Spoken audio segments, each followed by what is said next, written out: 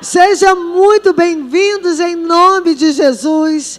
Se você não tem um lar espiritual, fique com a gente, fique para todos sempre.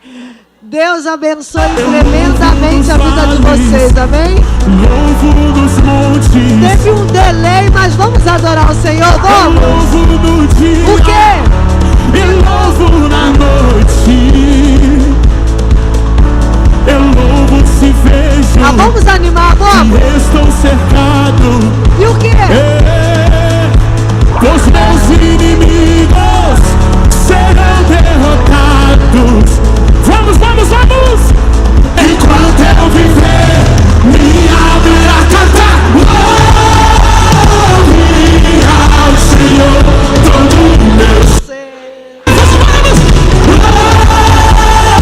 louve ao Senhor todo o meu ser. Lá em cima. Eu louvo se vejo, eu louvo se não. Aleluia! Eu louvo pois sei que estou em suas mãos. Guerreiro louvando em adoração. Com meu louvor muralhas cairão. Vem comigo assim, vamos! Enquanto eu viver, minha alma irá cantar.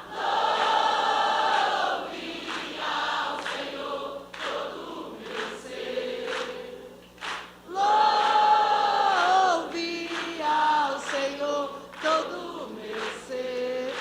E aplaudindo ao Senhor, vamos receber o nosso pastor Alexandre Feijão. Bom dia a todos. Paz seja com todos. Tome seu assento, por favor.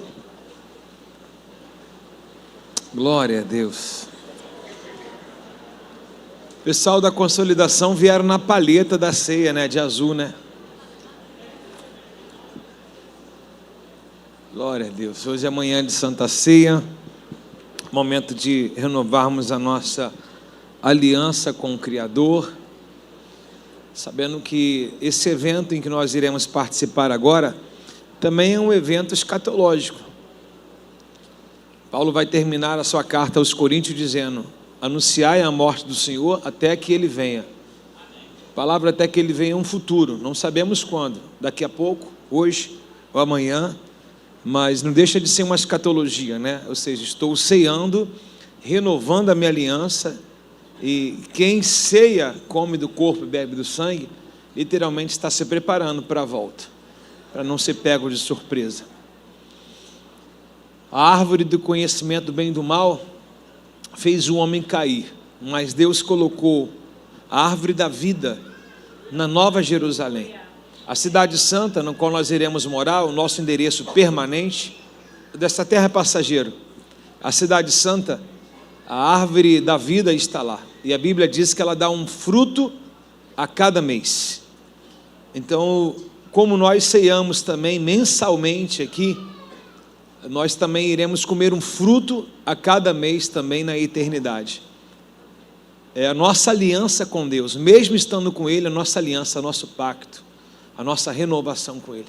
Então, Santa Ceia é um evento teste para aqueles que querem morar no céu com Jesus.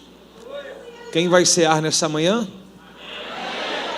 Lembrando do que fizemos aqui ao mês de agosto, nós batizamos 125 pessoas durante os cultos, né? Então, 125 novos irmãos irão hoje. Olha que legal. Não sei se esse tem a demonstração de esse aí. No mês de agosto nós tivemos 7 ministrações sobre paternidade. No mês de agosto nós tivemos 175 almas aqui ao altar, se rendendo a Jesus. E no mês de agosto nós tivemos 125 pessoas batizadas, enquanto nós abrimos nosso batistério e pregávamos a palavra. Tempo de salvação. Glória a Deus.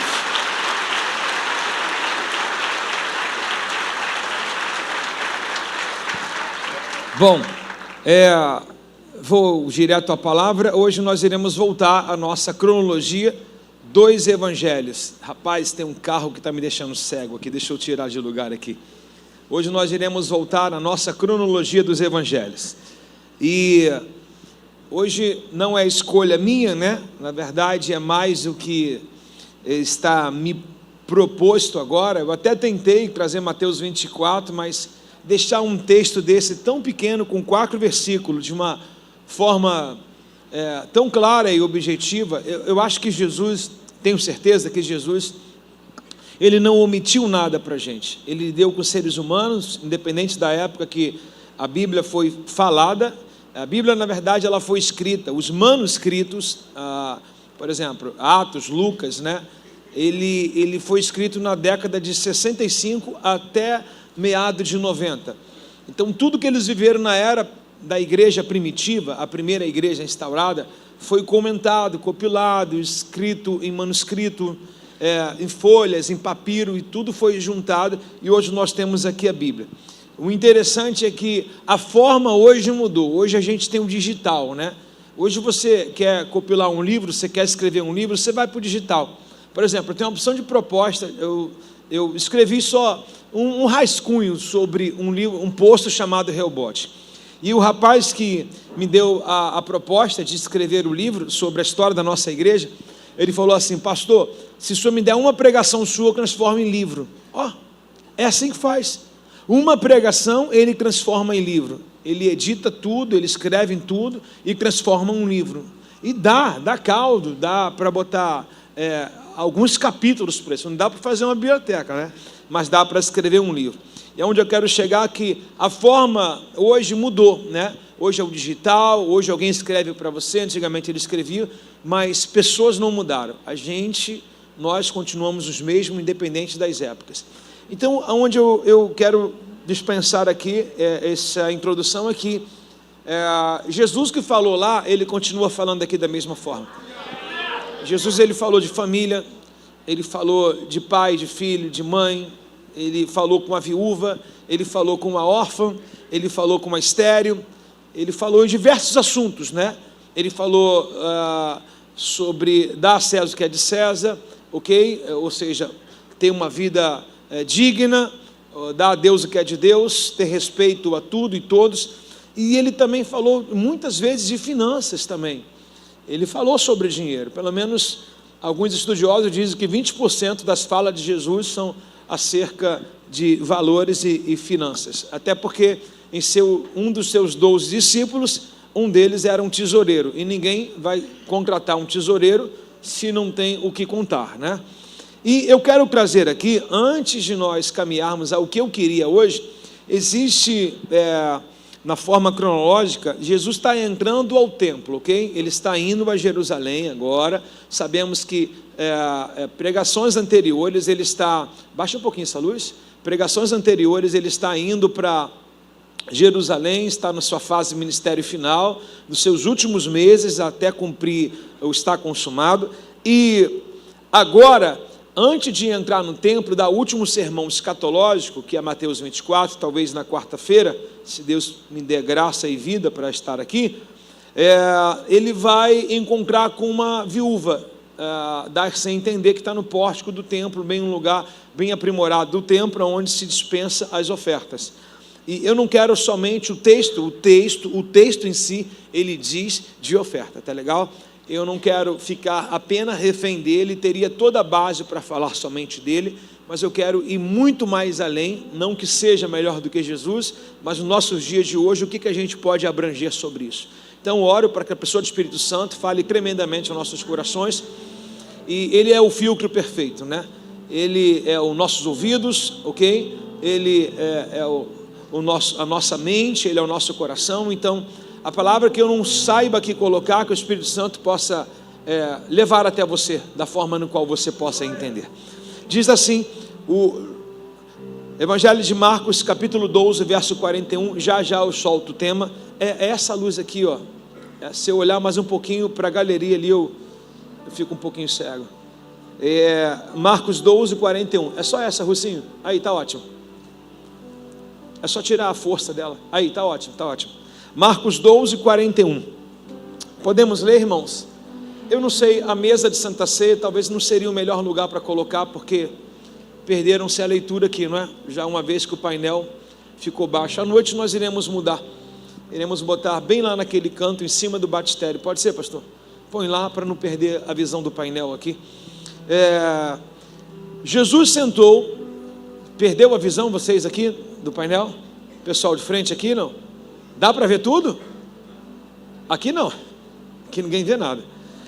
Jesus sentou-se perto da caixa de oferta do templo e ficou observando o povo colocar dinheiro, e muitos ricos contribuíam com grande quantia. Verso 42, então veio uma viúva pobre e colocou 2 moedas. Então veio uma viúva pobre e colocou... Ai, gente... Desculpa, pessoal, só um instante.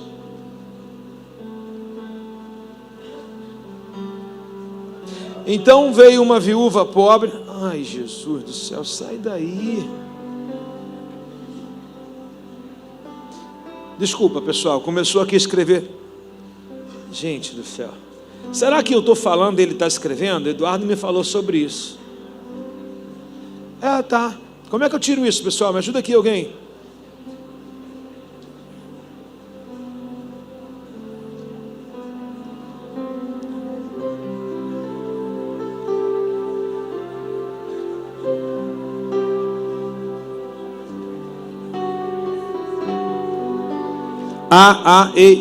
Parou. Sai daí. Vamos lá. Verso 42, desculpa. Então veio uma viúva pobre e colocou 2 moedas pequenas. Jesus chamou os seus discípulos e disse: eu lhe digo a verdade, essa viúva depositou na caixa de oferta mais do que todos os outros. Eles deram uma parte do que lhe sobrava, mas ela, da sua pobreza, lhe deu tudo o que ela tinha. Da sua pobreza, ela deu tudo o que ela tinha. E o nosso tema é um tema bem dentro do que a gente está lendo aqui agora ao final. A riqueza de uma pobre viúva, ou a riqueza de uma viúva pobre. Repete comigo, a riqueza de uma viúva pobre. Parece uma coisa assim, de grande discrepância, né? A riqueza de uma pobre. Como é que você fala de uma coisa tão diferente no mesmo texto? Mas o próprio Jesus é que enfatizou isso, e ele disse no verso de número 44, essa pobre viúva deu tudo o que ela tinha. Ou seja, dentro da narrativa acima, ela é rica. Ele está dizendo que ela fez mais do que todo mundo.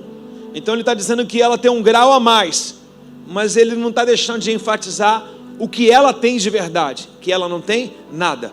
Então repete comigo, a riqueza de uma pobre viúva. Vamos lá.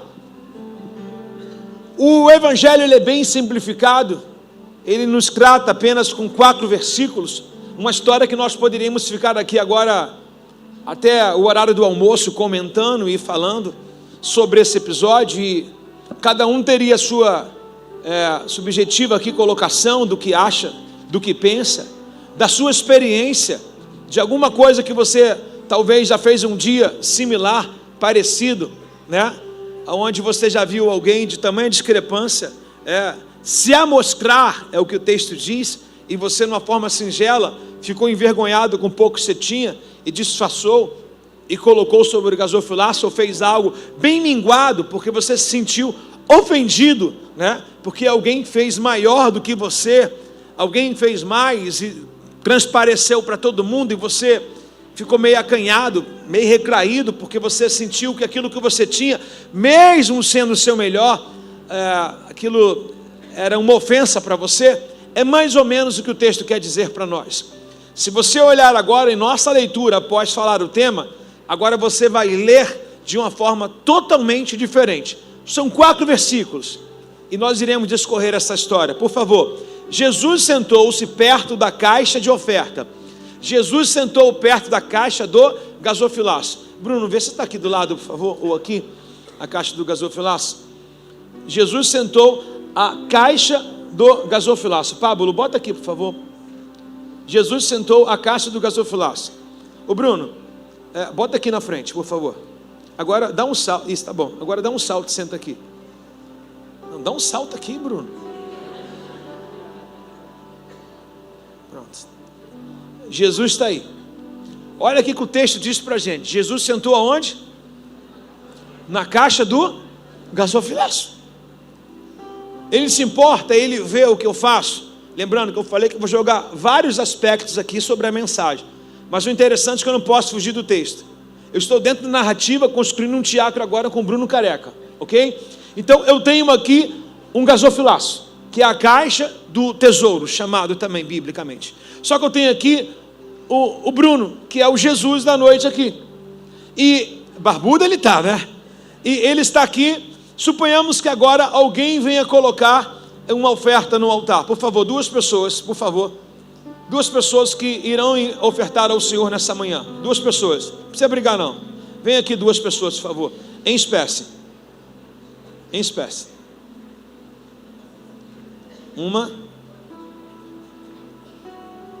2. Eu preciso de alguém que oferte moeda.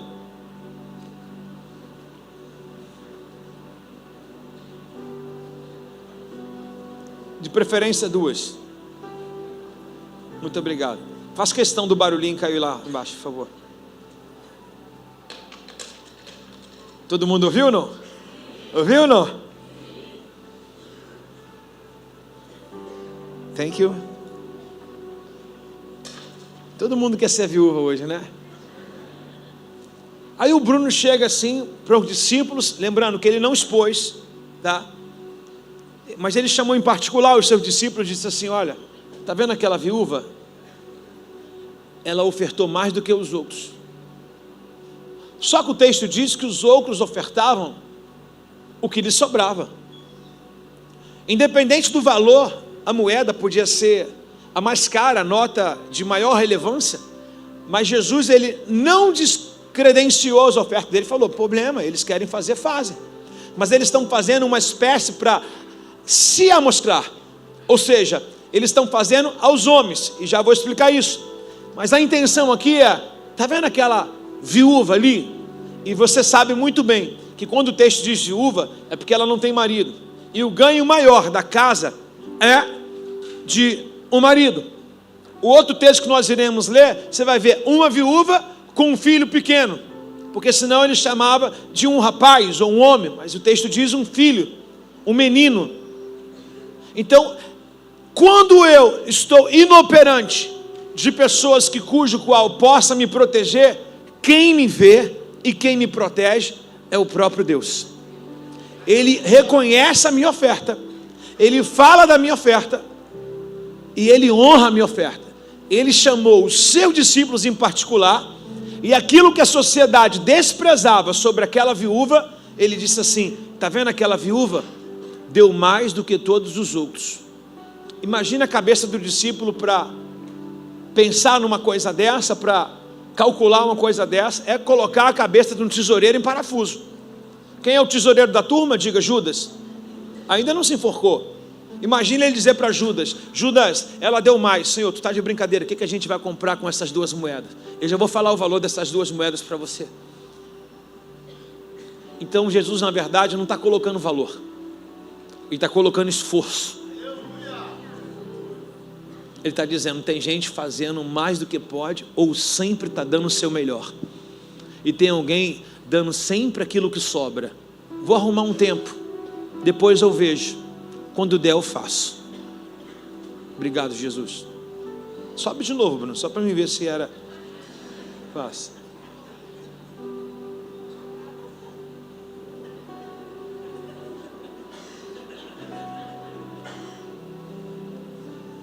Então ele sentou aonde o Bruno sentou, no gasofilaço, observando o povo colocar o dinheiro. Muitos ricos contribuíam com grandes quantias. Quem é que estava contribuindo? Diga: os ricos. Então os ricos queriam fazer o quê? Se amostrar com grandes quantias. Eu imagino que muitos deviam vir com seus sacos cheios das suas moedas, né? Cheio das suas ofertas, e colocar e fazer questão que todos vissem a quantidade de moeda que eles estavam dando. Só que o texto vai dizendo que veio uma viúva pobre e colocou 2 moedas. Quantas moedas ela colocou? 2 moedas somente no gasofilaço. Eu acredito que, pela essa evidência dessas moedas que foram colocadas aqui pelos 2 jovens, houve um barulho diferente. Por exemplo, ainda que eu acredite que os demais tinham trazido moedas também, porque era o dinheiro da época, mas era aquela barulheira, sabe? Dentro do negócio lá, aquele montoeiro de moeda caindo. Mas de repente, veio uma senhorinha, bem devagar, esperou a vez dela, e fez só 2 barulhos de moeda. Aí o texto diz pra gente que ela chegou e colocou apenas 2 moedinhas no gasô aonde Jesus estava. Aí no verso 43 diz, Jesus chamou os seus discípulos, eu acredito em particular, e lhe disse, eu lhe digo a verdade, essa viúva depositou na caixa de oferta mais que todos os outros. Olha, o texto diz que o povo estava reunido, então era povo mesmo. E o texto também diz que os ricos estavam reunidos, então era gente a zóio. Muita gente reunida, e a única pessoa que teve destaque da sua oferta não foi a quem fez 2 moedas, simplesmente porque o texto dá uma numerologia, mas foi quem fez o seu melhor para Deus. Eles deram uma parte do que sobrava, aí constrange. Os ricos estavam lá, mas o que é 100 reais, 1.000 reais para um rico? O cara gasta isso aí num passeio. O que é comprar todas as cadeiras para um cara bilionário da igreja aí? Nada. Agora, o que é comprar uma lâmpada e dar de oferta, sendo que a pessoa é viúva? É tudo. Então, o nível que você tem, ele sempre será medido. Aí a Bíblia diz que ele dava o que sobrava, mas era muita coisa. Mas o texto destaca que Jesus diz que ela deu mais que todos os outros. E Jesus ele descredencia a viúva, mas ele diz do estado no qual ela literalmente usufrui, de uma pobreza. E o texto diz que da pobreza ela deu tudo o que tinha. Então o texto não diz para a gente sobre a maior oferta, até porque ela perderia, porque dela foram 2 moedas, e o nome dessas moedas que ela deu é leptas, é uma moeda grega, de um valor estimado, nos dias de hoje, suponhamos que um dia de trabalho de hoje, um denário seria 100 reais, a moeda que essa mulher dá, 2 moedas, tudo que ela tinha, valia 75 centavos, 2 leptas, 75 centavos, ou seja, a mulher deu R$1,50 de oferta, enquanto os ricos dispensavam as suas fortunas e as suas sacas de dinheiro, mas na verdade, eles não estavam dando, eles estavam dando o que lhe sobrava. Ele dava o resto. Quando o texto diz o que sobrava comeu a comida, fez a refeição, está de estômago cheio, agora vou colocar a comida para o cachorro. O que o Senhor está trazendo para a gente? Que assim como nós damos um resto de comida a um animal, ou jogamos um resto de comida também na lixeira, assim esses ricos estavam tratando o gasofilácio do Senhor. Resto, o que sobra. Resto que sobra. Aí essa mulher com R$1,50, com 2 moedas de leptas, ela entrega tudo que tem para o culto de oferta, e Jesus chama o seu discípulo particular, oferece um discipulado a eles, não de valores, mas um discipulado moral do que é uma entrega de verdade. Ele diz, ela fez uma entrega de verdade, porque ela confiou, porque ela decidiu ficar sem reserva, porque ela acreditou na palavra e no evangelho. Está comigo aqui não? Então 2 leptas significa 75 centavos cada moeda. E essa viúva, ela deu tudo que ela possuía para viver, ainda que seja um pão, um bocado de trigo, ela deu. E olha o que o Evangelho de Mateus diz para a gente no capítulo 6, verso 3, por favor. Mateus, capítulo 6, verso 3 ou 4. 3, muito obrigado. Mas quando tu deres o quê? Uma esmola ou uma oferta, não saiba a tua mão esquerda o que faz a tua mão direita, para que a tua esmola seja dada em secreto, e teu pai que vê em secreto te recompense publicamente. O que Jesus ensinou sobre dar? O que esses caras estavam fazendo? Eles estavam trazendo as sacas e gritando: aí, a minha oferta hoje é grande. Aí, hoje eu vou entregar muito. Então eles traziam para amostrar. E a mulher não, ela se omitia. Eu acredito que dentro de um culto, todos eles entregaram na frente. E ela veio, quando todo mundo terminou, ela falou: agora acabou o campo visual. Ou seja, todo mundo tinha que fazer, fez. Imagina ela vindo pelo um cantinho, toda desconjuntada, em entregar 2 ofertinhas.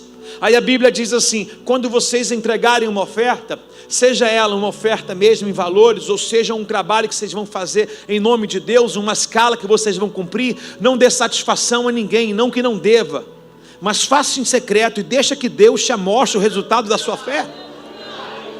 Não precisa ficar dizendo para ninguém o que você faz, não precisa ficar dando um relatório do que você faz. Se você literalmente faz para Deus, Deus já comunicou a quem você deve satisfação, o que você faz. Há uma leveza na obra. Está comigo ou não está? Bom dia. Então, quando fizerem com a mão, esconde da outra. Não precisa gritar e botar no outdoor o que você faz. Esconde, deixa que Deus publicamente te honre. Deixa que Deus tenha essa responsabilidade. A outra viúva está no livro de 1 Reis, no capítulo de número 17 e no verso de número 10. É interessante, porque aí a gente vai tomar forma agora de qual o significado que talvez você deve estar pensando assim: poxa, ela deu tudo, e agora? Vai morrer de fome? Não. Deus é Senhor das viúvas e das órfãs, dos necessitados. Ele ampara. Veja bem, 1 Reis 17, verso 10, já estou lendo. Foi a Sarepta, Eliseu, como o Senhor havia ordenado: olha, vai a Sarepta, lá tem uma viúva em que eu já ordenei que ela te sustente. Aí quando Eliseu entra na cidade, ele entra na aldeia dessa viúva, ele é deparado com uma situação no qual ele não esperava. E quando ele chega lá, ele se encontra aqui, ó. Foi a Sarepta, quando chegou ao portão da cidade, viu uma viúva apanhando gravetos e perguntou: você pode me dar um pouco de água para beber, por favor? Lembrando que a caminhada que Eliseu fez, saindo do rio Querite, e agora está indo para a cidade de Sarepta, dessa viúva, lhe deu uma exaustão. E a primeira coisa que ele queria era repor as suas energias bebendo água. E lembrando que ele mesmo agora está tendo uma necessidade daquilo que ele profetizou. Lembra? Segundo a minha palavra, não choverá. Ele fechou o céu de Israel. Só que Elias está chegando na casa dessa mulher, e o tempo de seca demorou 3 anos e meio. Ele está chegando na casa dessa mulher num tempo de 2 anos de seca. Durante 2 anos ele ficou no rio Querite, se alimentando do rio e se alimentando dos corvos que vinham trazer carne para ele. Então 2 anos, não foi só Elias que foi afetado, se limitando ao rio e a carne do urubu, mas toda a adjacência e todo Israel e cidades laterais também foram afetadas. E o texto mostra que se essa viúva está passando uma necessidade, também foi por conta de Eliseu. E Eliseu agora vai lá reparar a casa dessa viúva. Elias, obrigado. Elias vai lá reparar a casa dessa viúva. E agora o texto diz para a gente que ele perguntou para ela: me dá um pouco de água a beber, por favor? Enquanto ela ia buscar a água, saiu dando as costas para ele, ele gritou sobre as costas dela dizendo: ei senhora, por favor, me traga também um pedaço de pão. Aí ela vira e falou assim: você está de brincadeira. Água até que eu tenho um poço aqui, artesiana, a gente tira aqui, era a coisa mais comum, eu lhe dou, mas pão não tem não. Você não está sabendo que tem um tal de um profeta aí, que com desafio com Baal, ele mandou cessar a chuva. A gente já não planta há muito tempo, não tem nada, as coisas não estão dando certo aqui. E agora ele diz para ela me dar também um pedaço de pão a comer, mas ela respondeu ao profeta: tão certo como vive o Senhor seu Deus, não tem um pedaço sequer de pão em casa, meu senhor. A mulher disse ao profeta: tenho apenas um bocado de farinha que restou numa vasilha e um pouco de azeite no fundo do jarro. Estava apanhando agora uns gravetos quando o senhor chegou no meu quintal para preparar uma refeição, e depois eu e meu filho iríamos morrer. O relato da mulher: o senhor não viu eu pegando os gravetos? Sim, eu vi, senhora. Então ia fazer uma fogueirinha, ia fazer um pão tostado, ia comer esse pão, ia esperar a morte vir em forma natural. Eu e meu filho estavam mediante a última refeição de nossas vidas. Lembrando, ela é uma, atente à palavra filho. Quando o texto não diz que é um rapaz, é porque ele não tem idade. Ele é uma pessoa ainda com menor idade. Então ela é viúva por um pouco tempo, espaço de tempo. Elias, porém, disse: não tenha medo. Qual é o medo da mulher? Diga: morrer. O que Elias está tranquilizando ela? Ninguém vai morrer enquanto eu estiver aqui. Não tenha medo. Faça o que você acabou de dizer. O pão, vai lá. Mas faça para mim primeiro um pouco de pão. Depois use o resto para preparar uma refeição para você e para seu filho. Quem aqui sente dozinho da vovó? Fala: ai, vovó precisa comer, vovó precisa se alimentar. Quem sente? Quem sente dozinho? Não dá? Da vovó? Ah, coitada da vovó, né? Já pensou se Elias fosse esse igual a gente, que tem essa síndrome aí? Coitada da vozinha, morria ela. Elias não teve dó, ele teve propósito. Elias entendia que aquela era a forma em que a casa dela ia se avantajar. Lembrando que ainda faltava 1 ano e meio à frente, sobre uma escassez e uma necessidade.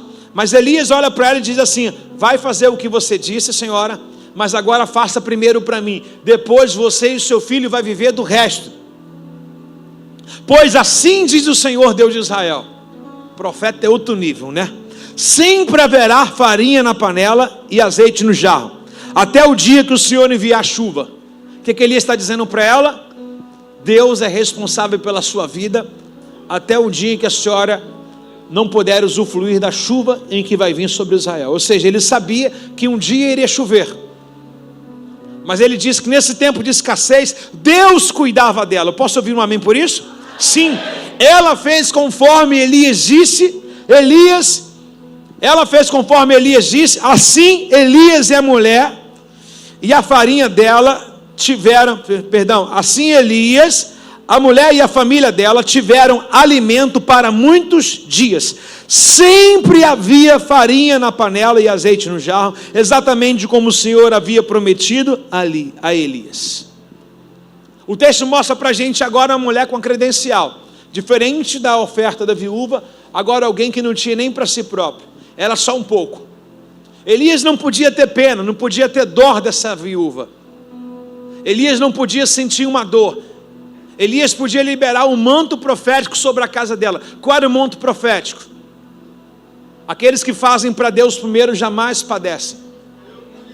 Aqueles que não têm medo da palavra profética jamais irão perecer em qualquer uma crise existente.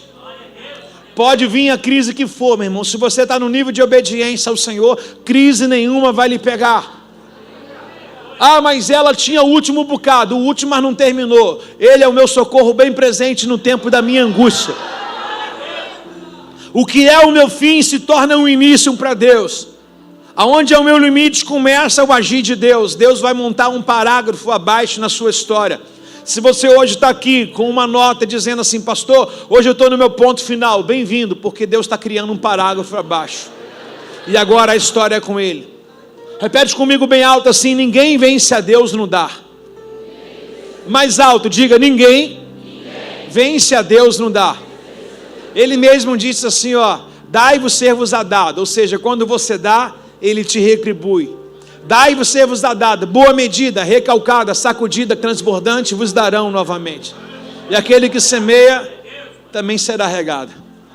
Ninguém aqui pode surpreender Deus.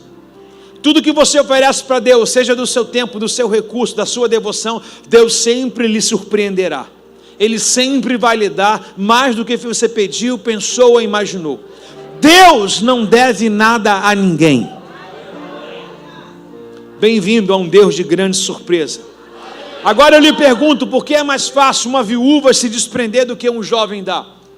Em Lucas, no capítulo 18 ou 19, há um jovem rico. Um jovem, eu estou dizendo agora o nível de idade. 2 viúvas que nós acabamos de ler deram, e um jovem não dá. E o texto diz que ele era um jovem rico. Por que os pobres têm mais facilidade de fazer e os ricos se prender? Porque as pessoas mais simples servem mais na igreja, e aqueles que se destacam dizendo que, sabe, são indoutos, são iletrados, por que eles não participam com tanta veemência quanto uma pessoa mais simples? Por que uma pessoa mais simples tem facilidade de ir ao encontro com Deus, e uma pessoa enobrecida de valores, ela diz, não preciso do encontro? Porque uma pessoa simples, quando ela ouve a palavra, ela se rende a Jesus, e um rico cheio de si, ele se mantém no seu lugar, da forma que ele entra, ele sai. Por quê? Por que o Senhor tem dificuldade de tocar no coração daqueles que conseguiram algum êxito nessa vida? Resposta simples: porque as viúvas estavam vazias de si, e os ricos estão cheios de si. Às vezes a riqueza toma um lugar em que é de Deus. Às vezes os bens materiais tomam um lugar em que é de Deus. Talvez é por isso que muitas pessoas não consigam voltar para Deus, quando se desviam ou quando caem. Quando elas caem, elas não se perdoam. Por quê? Porque elas se apoiavam na sua meritocracia, no seu próprio jeito de viver. Não, eu sou muito bom, eu conheço muito, eu faço, eu tenho um dom disso, aquilo, tudo outro. Aí quando ela cai, ela fala, me decepcionei. Eu não tenho mais jeito. Ela auto se martiriza dizendo assim, não tem mais jeito para mim. Por quê? Porque eu pequei. Então isso não era o evangelho de Jesus Cristo, era o evangelho dela. Porque o evangelho de Jesus, eu nunca me apoiei no que eu sei. A Bíblia diz, não se glorie o sábio na sua sabedoria, nem o forte na sua força, e nem o rico na sua riqueza. Se tivesse gloriar, glorie sempre no Senhor. Então o evangelho não é sobre o que você possui, sobre o que você tem. O evangelho é de Jesus Cristo, é a força dele que opera em nós.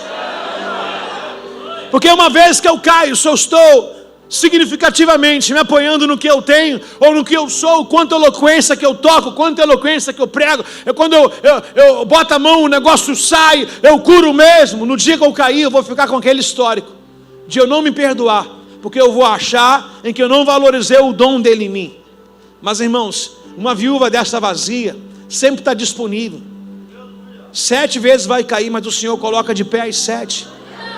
Por quê? Porque o evangelho não é sobre a perfeição dela, o evangelho não é sobre o dom dela, o evangelho não é sobre o talento dela, o evangelho é dependência da graça, da regeneração, do amor, da misericórdia, da lealdade, da bondade do Senhor. Não é sobre nós, irmãos, não é sobre o que eu sei fazer, é o que Ele fez por mim, irmãos, porque um dia, qualquer um de nós possamos tropeçar. Paulo vai dizer, quem está de pé, olhe para que não caia. Então se eu trouxer vanglórias para mim, quando eu cair eu não vou me perdoar. Mas se nós formos como uma viúva, meu irmão, uma dessas sem reserva, que tudo que Deus pede a gente faz, irmãos, ainda que a gente esteja no vale da sombra da morte, nós iremos dizer, o Senhor é o meu pastor e de nada eu tenho falta. O evangelho se torna o evangelho dele, não nosso, não a nossa seita. O nosso achismo é ele, a dependência total dele. Olha a importância de não ser como um jovem cheio de si, cheio de talento. Você pode até ter o talento, mas ele é emprestado. Deus te emprestou, não é meu. Eu devo cuidar como mordomo. Aí um jovem não entrega nada. 2 viúvas que estavam à beira da morte entregam tudo, sem reserva, sem medo do amanhã. O que o jovem pensou? O que eu vou comer amanhã se eu entregar tudo que ele está pedindo? O que Jesus falou para ele? Entrega tudo, vem e me segue. É o medo da geração de hoje. Não tem convicção, não tem certeza do que espera amanhã. Mas o Senhor precisa dessas viúvas. Pergunta para mim por quê? Porque o Salmo 68 verso 5, irmão Lu, Salmo 68 verso 5 diz que Ele é Pai. Ele é Pai, uau, Ele é Pai. Ele é Pai das órfãs, Ele é defensor da viúva. Esse é Deus cujo habita a terra em que nós estamos é santa. Deus é Pai da órfã e Deus é Pai da viúva. O que o texto está dizendo? Aquele que não tem força, Deus dá força. Aquele que não pode, Deus diz que pode. Deus opera na nossa fraqueza. Ele é Pai de quem? Do órfão. Aquele que não tem pai, Ele fala, posso ser teu pai? Aquele que é desamparado porque não tem marido, ele diz: eu posso ser o seu marido. Então Deus é pai do órfão, Deus é marido da viúva. Mas Ele não pode ser Deus de um jovem rico.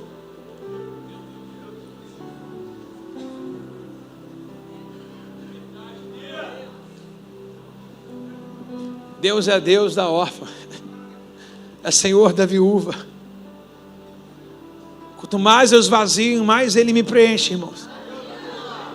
Deus está dando uma garantia: eu sou o Senhor. Ou seja, a viúva que deu as duas moedas nunca será desamparada. A viúva que sustentou Elias jamais será abandonada. Mas cadê os jovens de nariz ensoberbecido, o peito aberto, com suas mazelas de vida? A Bíblia diz em Eclesiastes capítulo 12, verso 1, sábio Salomão em sua última fase da sua vida, Eclesiastes 12, 1. Eclesiastes 12, 1. Não se esqueça do seu Criador no dia da sua juventude. Irmãos, Deus não é gari que fica passando todo final de tarde na sua casa para receber o resto do seu lixo, do que você comeu todo dia. Deus não é um brechó em que você usa roupa e quando não dá mais, porque engordou, porque enjoou, porque rasgou, você vai lá e dá no brechó. Se Deus não dá para usar com você as coisas nobres que você tem, você está chamando Ele de gari, de lixeiro. Quem gosta de resto é o seu cão. Ele é Senhor da sua casa. Então quando for para glorificar, glorifique Ele com o melhor que nós temos. Eu vou gastar a minha vida, quando eu tiver velhinho, vou me converter e vou entregar minha vida para Jesus. Na velhice vai fazer o quê? Perdão, pessoal. Fazer crochê. Você tem força para agora evangelizar, fazer missão? Tem força agora para caminhar milhas? Não tem. Mas a Bíblia está dizendo: eu quero o teu melhor. A juventude é minha, eu quero ela.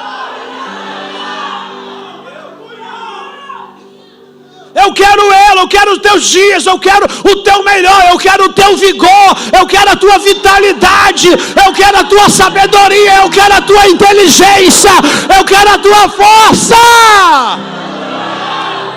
Alegra-te, jovem. Não se esqueça do seu Criador na sua juventude. Não esqueça do seu Criador na sua juventude. Não seja um jovem ensoberbecido, cheio de si, achando que você tem direito de viver a sua vida. Você vai se arrepender amargamente, porque Salomão está aqui como um remédio, uma receita que não nos deixa mentir. Salomão está na sua fase final de vida, terminal, e não compete a pregação, mas ele vai dizer sobre as suas deficiências físicas. Ele vai dizer: os guardas da casa se estremeceram, a amendoeira floresceu, não tem mais roedores na boca, a janela da alma já não se ouve mais, o copo de prata se despedaçou, a memória já está falhando. Ele vai dizer: vaidade, a vida é vaidade. 20 anos passa correndo, 30 anos piscou e já foi. Mas agora você pode recuperar. Vê aqueles que gastaram vida com Deus. Você já viu a história de Jó? Jó sempre serviu a Deus. A Bíblia termina no capítulo 42 dizendo que Jó morreu farto de dia, e com força e com vigor. Caleb morreu farto de dia, com força e vigor. Abraão morreu farto de dia, com força e vigor. Moisés morreu farto de dia, com 127 anos, e os seus olhos ainda tinham uma boa visão, ou seja, vigor de Moisés. Todos aqueles que gastaram uma vida com Deus se regozijaram na velhice. Agora você quer gastar a vida no mundo, aí depois quer chegar aqui cheio de dor e falar: Jesus me cura. Vai lá pedir ao mundo que você gastou nele. Vai lá na Glória e fala: Glória, me cura, porque eu estou assim por causa de você. Vai lá no baile e fala: baile, me cura, porque eu estou assim por causa de você.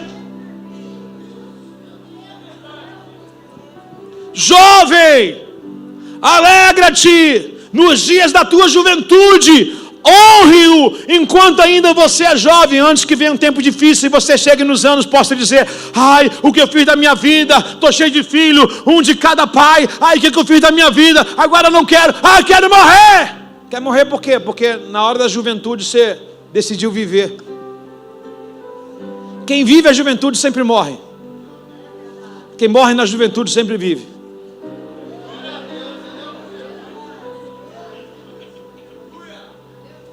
Dá para entender que não se trata de apenas de um dinheiro, é de um tempo de qualidade de vida.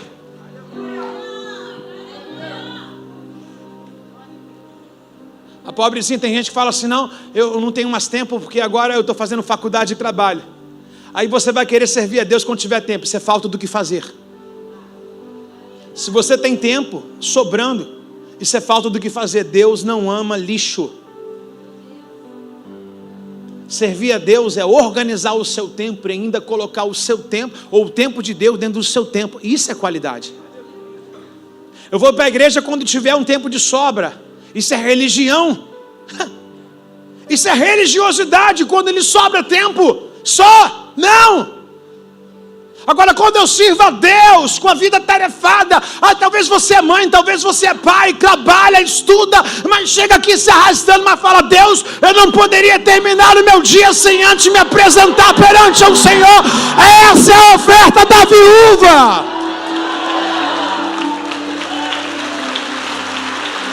Atarefado, mas não enrolado. Essa é a oferta da viúva. Uma semana cheia, muitos filhos, compromissos, leva para médico, leva para escola, acorda cedo, dorme cedo ou tarde, sei lá, o filho passa mal de madrugada, mas quando Deus fala: está na hora do culto, está na hora da oração, está na hora do louvor, está na hora de me buscar, eis-me aqui, Senhor, minha juventude é sua, os meus dias são teus, Senhor.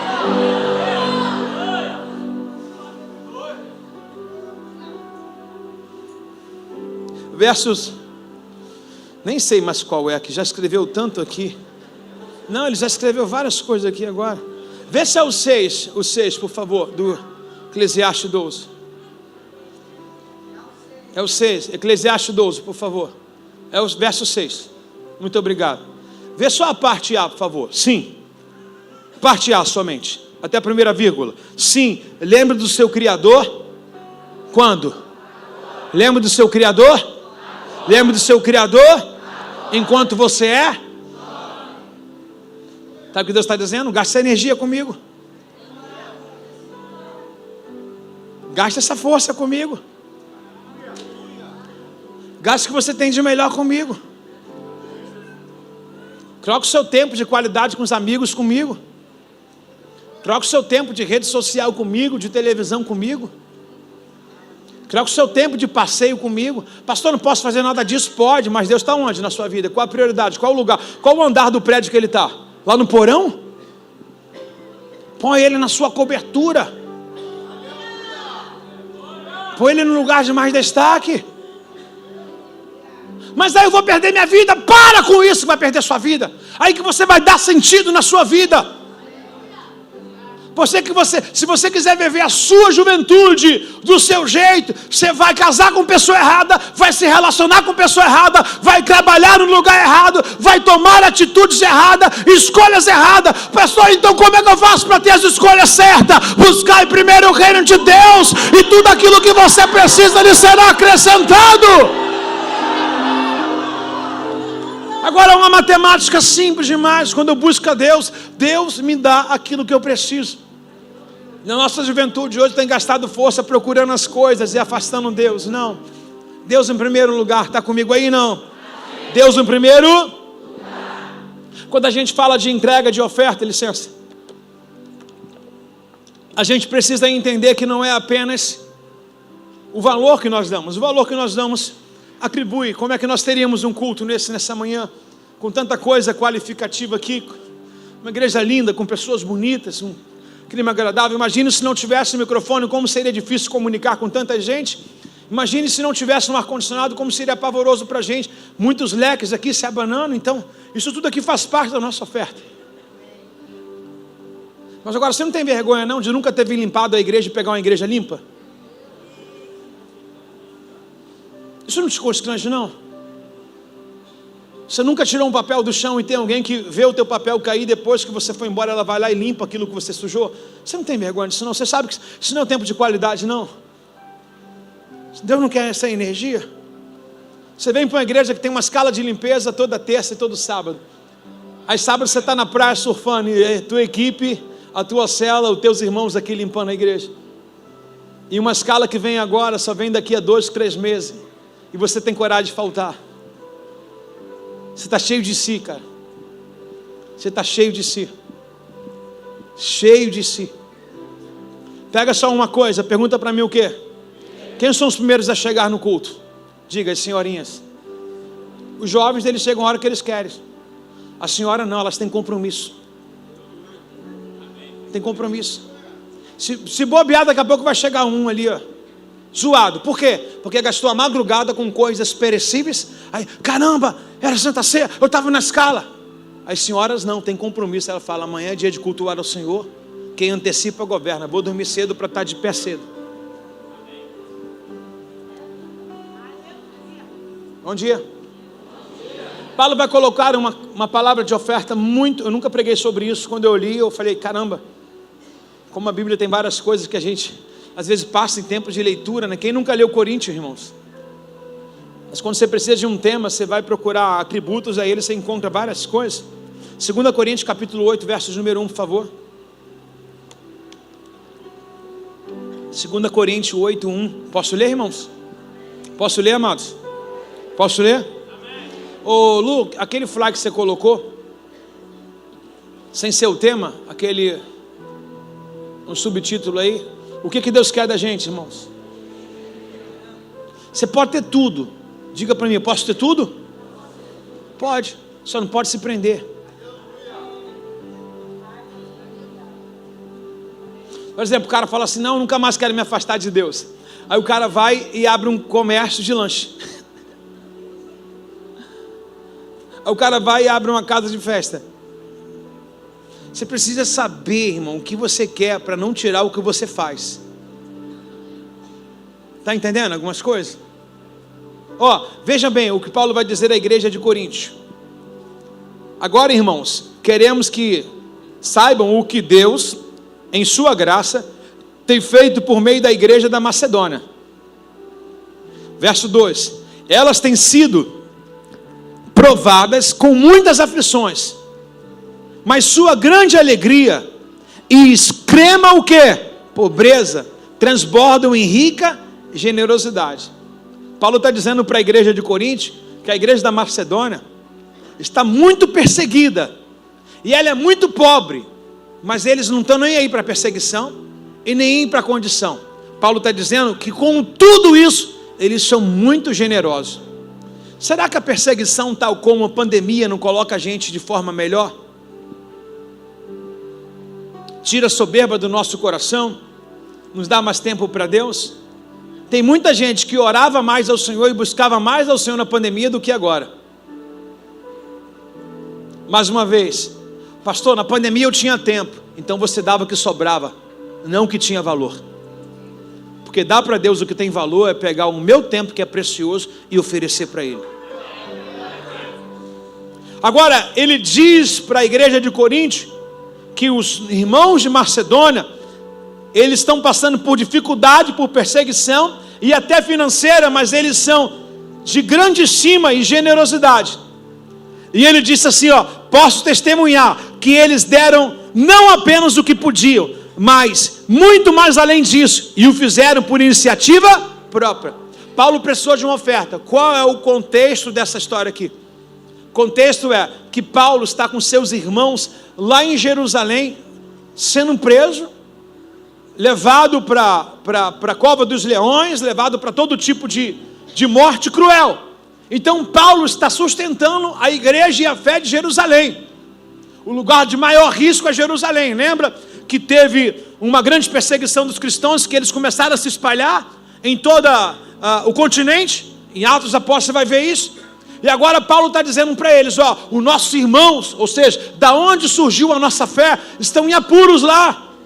E Paulo começa a comunicar isso com as cartas da igreja no qual ele plantou. A igreja de Macedônia, mesmo sendo pobre, mesmo também tendo a sua própria perseguição, nunca se omitiu a sustentar a igreja de Jerusalém.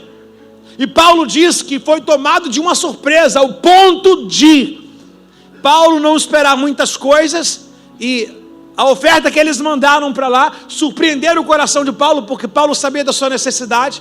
Então Paulo ficou impactado. E ele diz assim, ó, posso testemunhar que eles deram não apenas o que podiam, ou seja, não, a gente vai vir aqui fazer o que pode, não teve isso com eles, mas muito mais além disso, e o fizeram por iniciativa própria, ou seja, eles viram a necessidade e entraram adentro dela. Qual o nome disso, irmão? Convertido de verdade. Não há ninguém tão pobre, irmão, que não consiga ajudar em nada. Se eu dou quando me sobra, já falei que isso aí é resto. Se eu tenho um tempo, irmão, não dou ele para Deus, e só vou procurar Deus e a igreja quando eu tenho um tempo. Isso é falta do que fazer, irmão. Falta do que fazer.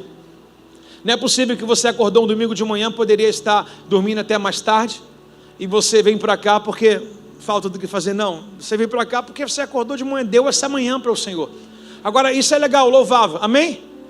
Agora, por que você vai para casa na quarta-feira cansado do trabalho? Porque isso aqui é teu dia de descanso. Esse aqui é um domingo. Irmão, até cachorro congrega no domingo, irmão. Até cachorro congrega no domingo. Daqui a pouco entra um cachorro na igreja e assiste o culto. Mas cadê os cristãos de quarta-feira? Cadê? Eu estou muito cansado. Está dando o que sobra para Deus. Não estou invalidando o seu domingo. Mas o teu cansaço, ele pode ser revigorado.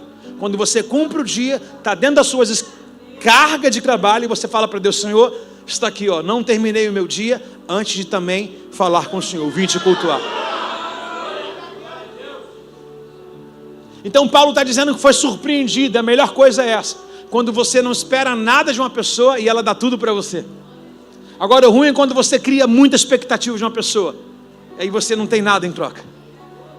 Você fala, não, fulano vai chegar, vai bombar, vai surpreender, aí você não tem nada daquela pessoa. Mas agora, o bom é quando você fala assim, ih, o fulano, por exemplo, o que pode vir de Jerusalém bom? Nada. Belém tem alguma coisa boa? Nada. Aí nasce o Criador, nasce o Salvador, né? Então qual é o segredo da vida nossa? Não criar grandes expectativas. Crie pouca, como Paulo coloca aqui. Eu não esperava que eles fizessem isso. Para que se essa pessoa oferecer além daquilo que você criou expectativa, você diga para ela assim, uau, me surpreendeu. Está comigo aí não? No verso número 4, ele diz assim, ó, eles nos suplicaram repetidamente o privilégio de participar da oferta do povo santo. Imagine Paulo dizendo assim, os nossos irmãos lá da Macedônia, coitado, eles já têm as lutas dele, vamos tirar eles daqui. Aí os irmãos de Macedônia souberam que Paulo isentaram eles da oferta, e falaram, Paulo, tira nosso nome não, tira não, pode deixar que a gente vai ajudar. Mas vocês estão precisando de ajuda. Não, é dando que você recebe, Paulo. É fazendo o que Deus faz. Lembra? Dai-vos-ser-vos-á dado. Quem entende Bíblia vai sempre andar nela, irmãos. Não vai olhar o que você está passando. Não, Deus entende o que eu estou passando. Não, você não entende Bíblia. Não entende que às vezes é algo que sai fora do seu limite, mas é uma questão de fé. Eles falaram assim, pode botar o nosso nome aí, Paulo. Paulo falou, tem certeza? Absoluta. E aí chegou aquela oferta para Paulo para enviar para Jerusalém. E Paulo falou assim, poxa, eles pensaram, mas eu pensei que ia ser um pouquinho, né? Porque eu medi o nível deles. Mas eles surpreenderam mais do que pedi, do que pensei, do que imaginei. Então você imagina o destaque que vai ter essa igreja. Bom dia. Um dia bom para todos. Fizeram mais do que esperavam. Repete assim, fizeram mais do que esperavam. Quem gosta de ser surpreendido? Por exemplo, é seu aniversário de casamento. Aí você acha que seu marido vai te levar para Cabo Frio.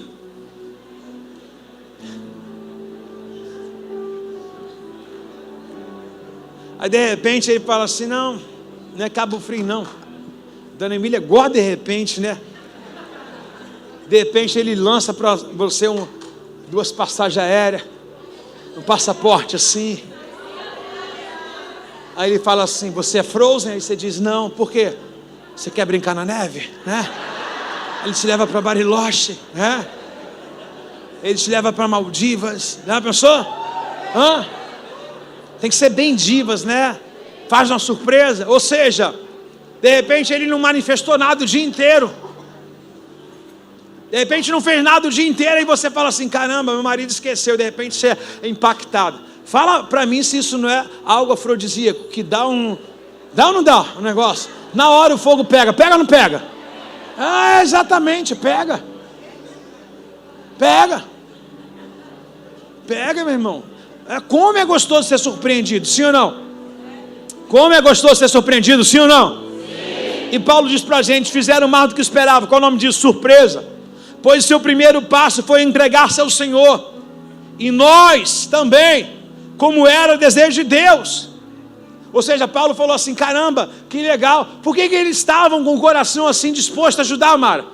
Porque o verso 5 diz que eles tiveram um passo inicial. Qual foi o passo inicial? Eles se entregaram ao Senhor. E quem se entrega ao Senhor, nada mais é seu, tudo é do Senhor. Vou repetir mais uma vez. Paulo diz que eles se entregaram a quem? Ao Senhor. Então tudo que era deles não eram deles. Era de quem? Porque nele vivemos, nele nos movemos e nele nós cremos. Tudo era do Senhor. Paulo traz isso com uma coisa incrível. Agora, a fé sem obra ela é? Por favor, pessoal, fé sem obra ela é? Os irmãos estão lá atrás, vocês estão aí, não? A fé sem obra ela é? Levanta a mão os irmãozinhos lá de trás, por favor. Agora abaixa. Legal. Aí ficaram assim, ó. Calma, eu estou de paz hoje, irmão. Você está vendo que eu estou lento demais? Verso 6, por favor. Por isso pedimos a Tito, filho na fé de Paulo também, que inicialmente encorajou vocês a contribuírem, que os visitassem outras vezes e o animasse a completar esse serviço de generosidade. Presta atenção, que versículo lindo, 7, não deixa ele sair da sua vida. Pois, visto que vocês se destacarem em todos os aspectos, repete comigo, destaque em todos os aspectos, na fé, discurso eloquente, conhecimento, entusiasmo e no amor. Então essa igreja estava perfeita em quê? Na fé. Alguma coisa para fazer? Vamos embora, estamos juntos. Entusiasmo, proatividade. Nas obras e no amor e na boa eloquência. Eles eram espertos, ó. Quando o texto diz discurso eloquente, o texto está dizendo discurso alinhado. Então os caras pregavam bem, viviam legal de fé, tinham conhecimento, estavam entusiasmados e ainda cheio do amor. Uma pessoa que tem isso tudo, ela não pode omitir a oferta e o tempo para Deus. Aí Paulo traz tudo isso, ele diz, vocês se destacaram no generoso e no ato de contribuir. O último versículo. A fé sem obra ela é? Então eles tinham fé, proatividade, tinham palavra boa, pregavam bem, eram eloquentes, e se eles não contribuíssem com a igreja, mesmo que ele ousasse de dizer uma desculpa assim, pô, a gente está difícil para a gente aqui, mas a fé sem obra ela é morta. Eu sei pregar, mas a fé sem obra ela é morta. Eu tenho um bom discurso, mas a fé sem obra ela é morta. Eu tenho fé, mas a fé sem obra ela é morta. O que Deus quer da gente? Fé e obras. Então se essa igreja se omitisse nesse momento agora de não querer contribuir, ela ia perder todas essas características espirituais no que ela conseguiu, através do Tito, filho de Paulo na fé. O que guardou a fé deles? O que largou a eloquência na palavra deles? O que guardou o conhecimento? Foi que na hora de eles testar, se aquilo era apenas um conhecimento, se aquilo era apenas uma fé fictícia, não, eles falaram assim, não, nós temos fé de verdade, nós temos conhecimento de verdade, nós temos palavra de eloquência de verdade, nós somos entusiasmados de verdade. Como é que eles mostraram isso? Quando não podiam, fizeram. Quando não tinham, eles deram. Só tem um aqui nesse culto, nessa manhã? Só tem um aqui, não? Quando eles não podiam, quando eles não tinham, eles fizeram. Por quê? A fé sem obra ela é? A fé sem obra ela é? Verso 12, por favor, ele diz assim, ó. Tudo que deram será aceitável, desde que o façam de boa vontade, de acordo com o que tem, e não com o que não tem. Irmão, se a pessoa não tem nada, ela não vai dar nada. Se a pessoa tem alguma coisa, ela deve dar o que ela tem. Lembrando que eu falei para vocês que a palavra toda da viúva lá, toda ela é direcionada à oferta, tá? É esse momento especial, e a verdade do texto é essa. E eu estou aqui, ó, de forma generosa, não sendo massivos com vocês, nem enfatizando, mas trazendo muito mais que isso aí. Não adianta colocar a mão e não colocar o coração. Então, para nós, o interessante não é quanto você coloca no envelope de dízimo ou despeja aqui. O interessante é quando a gente precisa. Cadê o fulano? Está aqui, pastor. A quantidade que você coloca no seu envelope de dízimo vai nos favorecer no pagamento de aluguel. Virou um mês agora. Burdoada de conta, legal. Mas o que adianta você vir aqui jogar uma bomba ninja, colocar o seu dízimo aqui de milhões e a gente não pode contar com você amanhã? Então olhe para a pessoa do seu lado e fala assim: só põe a mão se o coração estiver junto.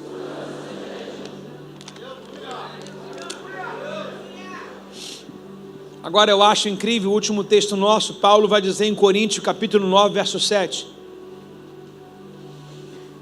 Capítulo 9, verso 7. Quem está aprendendo aqui nessa manhã? Mesmo assim, Batistão, você está aprendendo?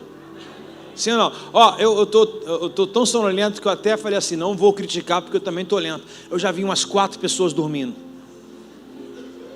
E talvez eu só não estou também dormindo porque eu estou falando.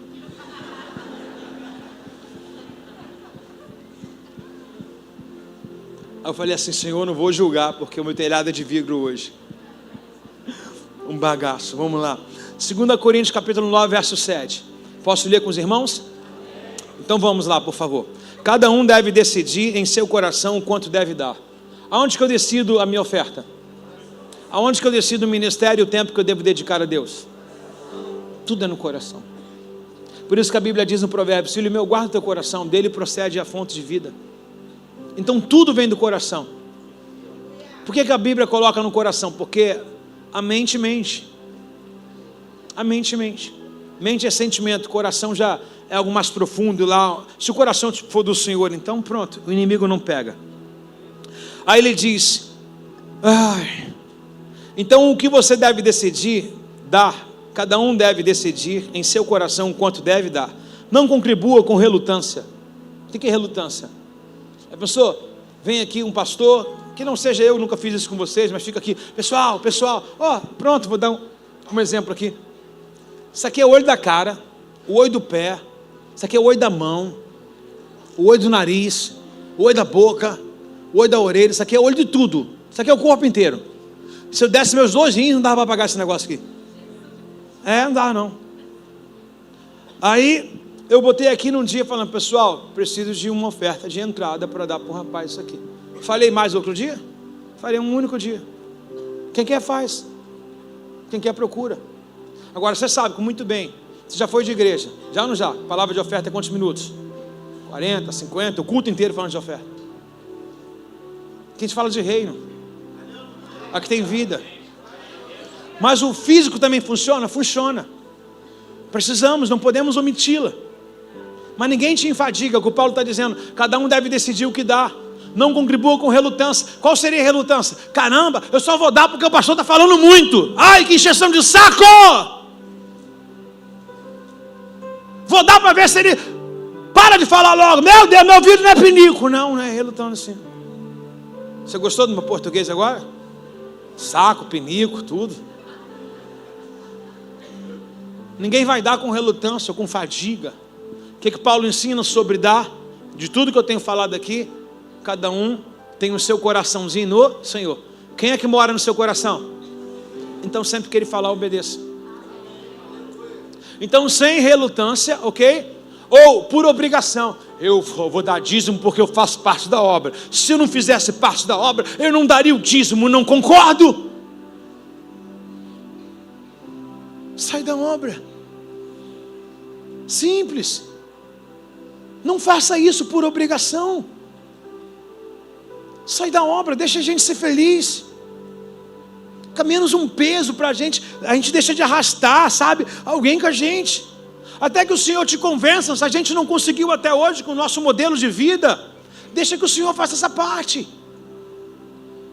Então, sem obrigação, sem relutância, sem dor no coração, Paulo ensina isso tudo, e sem obrigação. Por quê? Ponto final, porque Deus ama quem dá com alegria. A Bíblia diz: todas as coisas cooperam para o bem daqueles que amam a Deus. Romanos 8. Então tudo coopera para o bem daqueles que amam a Deus. Então, se eu amo a Deus e omito essas coisas, eu apenas amo de boca. Mais uma vez, a fé sem obra, ela é morta. Aí Paulo vai dizer para a gente: pois Deus ama quem dá com... O que é alegria, irmãos? Contentamento, prazer. Caramba, eu estou fazendo, olha, eu estou cumprindo uma escala, eu estou no ministério, poxa, olha, eu tenho essa responsabilidade, caramba, olha só, um mês de muitas crises, muitas pessoas desempregadas, eu estou tirando aqui 1/10 parte do meu ganho, caramba, olha só como é que Deus está fazendo sobejar, é dando, e Deus diz: dai e você vos há dado. Eu estou dando uma oferta, mas Deus repõe. Quantos testemunhos a gente ouve assim, irmãos, de pessoas desprendidas, que Deus realmente, de fato, surpreende elas, irmão, mais do que ela pede. Meu telefone, ele fica até bugado, irmão, tanto testemunho. Eu não gosto muito de testemunhar aqui, para expor a vida da pessoa. Eu gosto mais de pregar o evangelho, porque talvez um testemunho motive você pelo testemunho, não pelo que ele é. Talvez eu venha falar de alguém aqui, mas eu quero falar de Jesus, porque a maior oferta foi ele, então o testemunho é dele. Testemunho é dele, irmão. Os nossos são bacanas, mas é o dele, irmãos. É o dele. Ah, pastor, mas falar um testemunho edifica. Que é um curso de coach, irmãos. O coach dá testemunho toda hora. Ele fala de tudo que ele faz, porque ele só tem isso. A gente não. A gente tem um reino, irmãos. A gente tem um rei. Nós somos príncipe nesse palácio, irmãos. Ele nos fez rico em misericórdia e graça. Alguém pode dar um glória a Deus bem alto nessa manhã?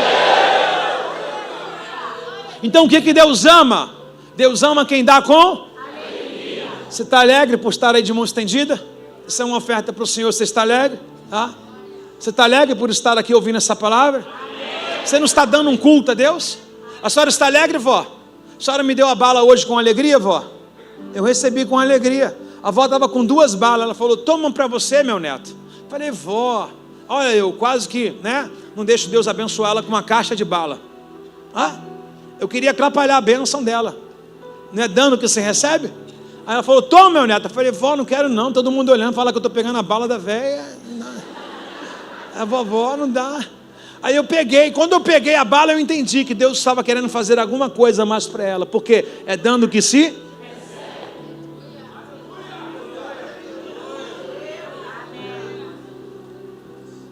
Está comigo ou não está?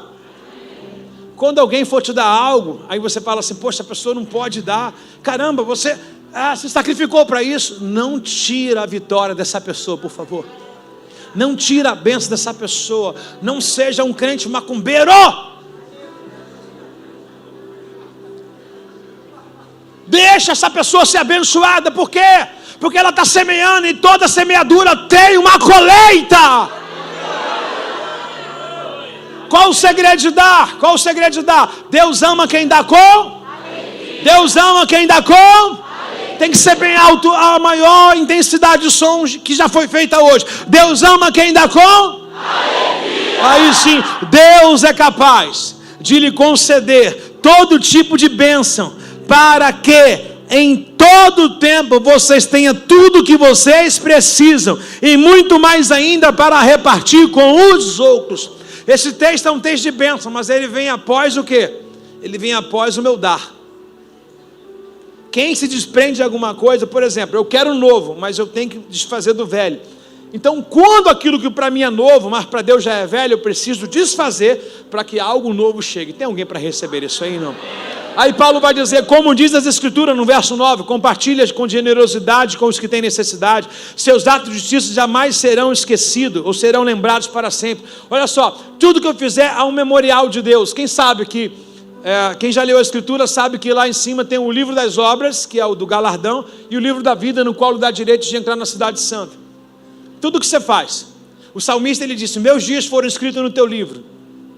Salmo 139, ou seja, tudo que eu faço está sendo relatado. chamado ato de justiça, como Mardoqueu, que um dia fez uma boa ação, e parece que um tempo foi esquecido, mas no tempo certo Deus exaltou. Então tudo que a gente faz, toda a oferta que a gente entrega, toda a escala que a gente cumpre, toda obra que a gente trabalha, sempre terá uma recompensa para isso. Afinal de contas, Deus não deve nada para ninguém, pois é Deus quem supra a semente para o que semeia. Ei, quem dá semente ao semeador? Olha, se você olhar desde o verso número 6, desde o verso de número 7, há uma colocação que Deus pede para a gente dar com alegria, e depois há uma sucessão de vitórias e bênçãos chegando depois. De qual resultado? Que Deus ama quem dá com alegria. Aí agora ele vai dizer, quem dá com alegria, como diz a Escritura, Deus, no verso 10, Ele supre a semente do que semeia. O que é suprir a semente, irmãos? Aquilo que eu preciso fazer, quem é que vai me dar? Aquilo que eu preciso comprar, quem é que vai me dar? Então Ele que vai suprir a minha semente, Ele que vai me dar semente. Ele dá semente ao que semeia, e depois pão para o seu alimento. Ou seja, eu preciso semear, Deus proverá. Eu preciso comer, Deus proverá. Eu preciso vestir, Deus proverá. Eu preciso pagar, Deus proverá. Então Ele me dá a minha semente, também me dá o alimento. Da mesma forma, Ele provê e multiplicará a sua semente, e produzirá por meio de vocês muitos frutos de justiça. Em tudo vocês serão enriquecidos. Olha para a pessoa rica do seu lado.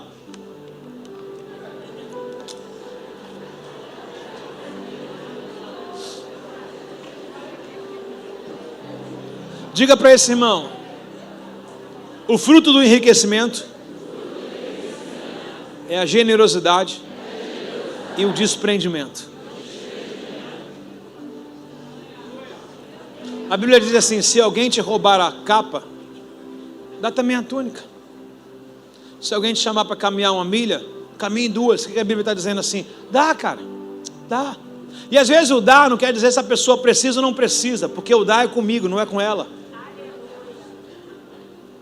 Aqui que eu vou dar para fulano? Não sei, ele tem tudo, não é ele, entende que o dar não é ele?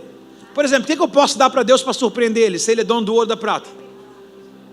Mas o dar não é, sabe, não é um negócio com Deus, é comigo, entende, aniversariante, Paulinho? É comigo, por quê? Quem está dando sou eu, quem quer ser abençoado sou eu, quem está provocando uma atmosfera sobrenatural sou eu, quem está semeando sou eu, quem vai colher também sou eu. Em tudo que vocês fizerem serão enriquecidos, a fim de que possam sempre ser generosos. Ou seja, o meu ato de generosidade nunca vai secar na minha vida. E quando levarmos uma oferta para aqueles que precisam dela, eles darão graças a Deus. Ou seja, a Bíblia diz: você não vai pegar emprestado, você vai ter para dar. Você não vai ser cauda, vai ser cabeça. Tudo isso depende do teu ato de justiça, de generosidade. Repete comigo, por favor, assim. Levante sua mão lá em cima, por favor. Todo mundo, levanta a mãozinha, por favor. Levanta, gringa. Levanta, diga assim: a oferta, ela sai da minha mão, mas nunca sai da minha vida. Fique de pé no seu lugar.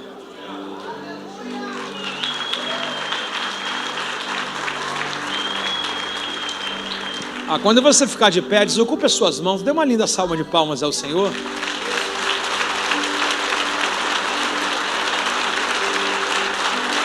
A Ele a honra, a glória e o louvor. Aqui, dá uma atenção aqui, por favor. Ficou de pé? Agora dá uma espreguiçada aí. Levanta a mão para cima. Dá 30 segundos, preciso comunicar com você novamente. Roda a cabecinha aí, né? Dá um pezinho para cá, um pezinho para lá, ok? Dá uma alongada aí, alguma coisa assim. Tá ótimo aí? Posso falar agora com os irmãos? Quem entrou aqui desviado nessa manhã? Ou afastado?